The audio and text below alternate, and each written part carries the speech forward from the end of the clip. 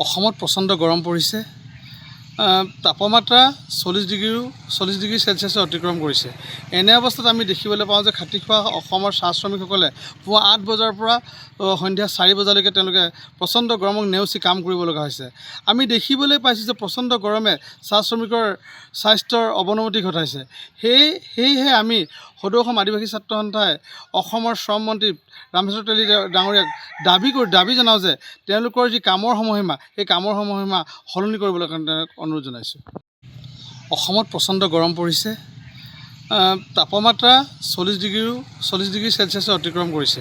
এনে অৱস্থাত আমি দেখিবলৈ পাওঁ যে খাটিখোৱা অসমৰ চাহ শ্ৰমিকসকলে পুৱা 8 বজাৰ পৰা সন্ধিয়া 4 বজালৈকে তেওঁলোকে প্ৰচণ্ড গৰমক নেওচি কাম কৰিব লগা হৈছে।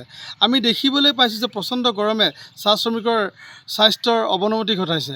সেয়েহে আমি সদৌ অসম আদিবাসী ছাত্ৰ সন্থাই অসমৰ শ্ৰম মন্ত্ৰী ৰামেশ্বৰ তেলী ডাঙৰীয়াক দাবী জনাওঁ যে তেওঁলোকৰ যি কামৰ সময়সীমা সেই কামৰ সময়সীমা সলনি কৰিবলৈ কাৰণে অনুৰোধ জনাইছোঁ।